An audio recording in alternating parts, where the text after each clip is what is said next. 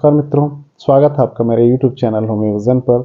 और आज हम चर्चा करेंगे सांस से संबंधित एक ऐसी बीमारी की जिसे हम अस्थमा यानी दमा के नाम से जानते हैं। इसका अगर प्रेवलेंस देखा जाए तो ये वर्ल्ड वाइड 2022 की एक रिपोर्ट है जिसके मुताबिक लगभग 339 मिलियन लोग इससे सफ़र कर रहे हैं और हमारे देश में लगभग 40 मिलियन लोग इससे प्रभावित हैं। इसका नाम ही है दमा, यानी दम फूलने लगता है और दम निकल भी जाता है। अगर इसको ट्रीटमेंट नहीं दिया गया, समय से प्रॉपर ट्रीट नहीं हुआ तो ये स्थितियाँ बहुत भयावह हो जाती हैं। और दमा होता क्या है? दमा फेफड़े की एक क्रॉनिक कंडीशन है।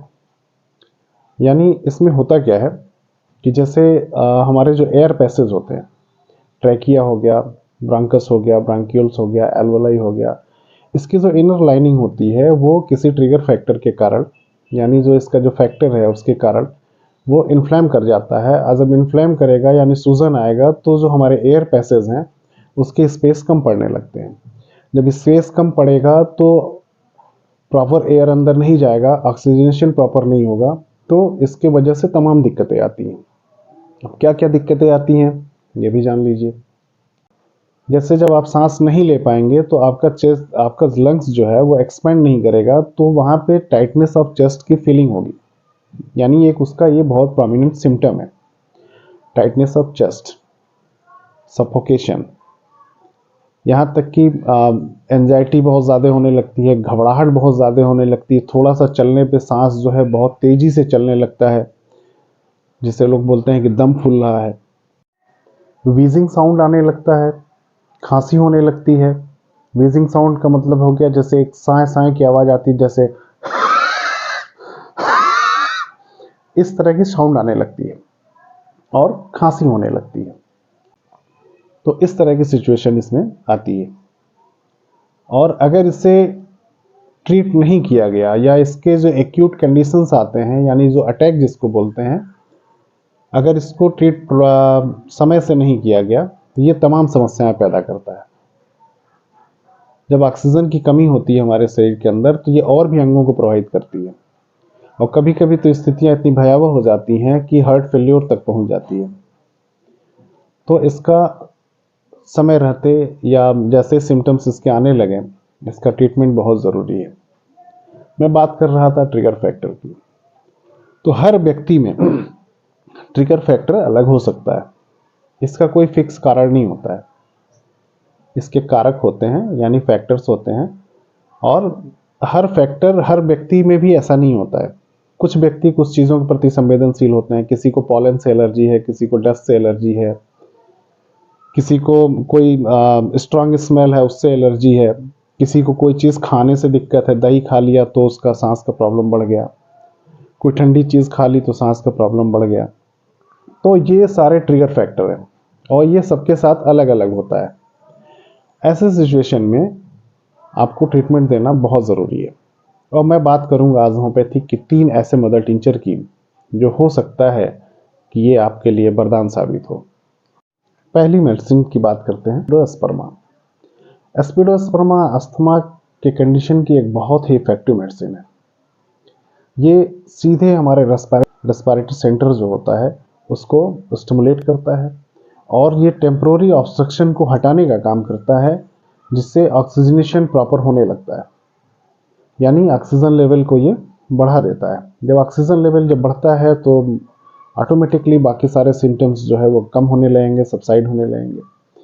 और इसका जो मेन गाइडिंग सिम्टम है वो want of breath, aggravation from exertion, इसका जो गाइडिंग सिम्टम है और इसी आधार पे इसको दिया जाता है। इस हिसाब से अभी आपने देखा होगा कि ये कोविड के कंडीशन में एस्पिडोस्पर्मा मार्केट से गायब हो गई थी, यानी शॉर्ट हो गई थी, बहुत ज़्यादा क्राइसिस हो गई थी इसकी, इसलिए कि इतनी कोई उम्मीद ही नहीं किया था कि इसकी इतनी ज़रूरत पड़ेगी।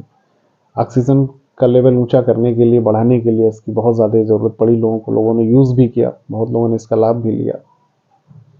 और दूसरी मेडिसिन है ब्लाटा ओरिएंटलिस। ब्लाटा अस्थमा की होम्योपैथिक के क्षेत्र में ये बहुत ही पॉपुलर मेडिसिन है।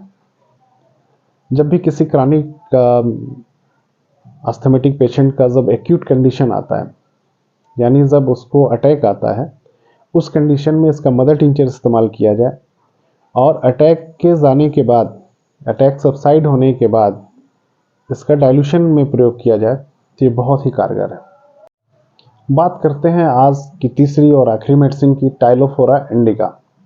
टाइलोफोरा इंडिका जिसे दम बेल भी बोलते हैं, यानी ये दमा का दम निकालने के लिए बहुत ही सफिशिएंट मेडिसिन है। और सबसे खास बात इसकी ये होती है कि ये एक बहुत ही, इसके अंदर ज़बरदस्त एंटी इन्फ्लेमेटरी प्रॉपर्टी होती है। ये एक्सपेक्टरेंट भी होता है, म्यूकोलिटिक भी होता है। तो म्यूकोलिटिक होने से क्या होता है कि इसके अंदर जो जैसे एयर पैसेज के अंदर जो एक्सेस म्यूकस बन जाते हैं, कभी कभी म्यूकस बहुत थिक हो जाते हैं, तो उनको ये पतला भी करता है। और एक्सपेक्टरेंट होने के नाते ये उसे बाहर भी निकालता है, यानी ये म्यूकोलिटिक भी है, एंटी इन्फ्लेमेटरी भी है और एक्सपेक्टरेंट भी है। इस हिसाब से ये बहुत ही अच्छी मेडिसिन है दमा के लिए, यानी अस्थमा के लिए।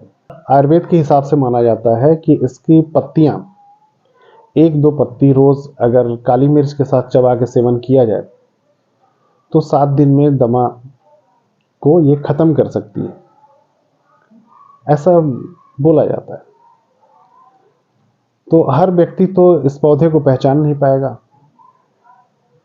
और इस पौधे में भी बहुत सारी वैरायटीज होंगी, तो कौन सी वैरायटी काम करती है ये पहचान में नहीं आएगी। तो उससे अच्छा है कि आप जो है टाइलोफोरा इंडिका का मदर टिंचर यूज़ कीजिए।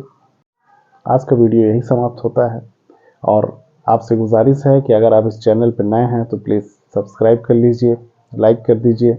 वीडियो अगर अच्छी लगी हो तो ज़रूर शेयर करिएगा, ताकि इसका लाभ बहुत लोगों को मिल सके। और ज़्यादा से ज़्यादा शेयर करेंगे तो हो सकता है कि जो प्रभावित हैं उन तक ये वीडियो पहुँचे और इसका लाभ उठा सकें। धन्यवाद।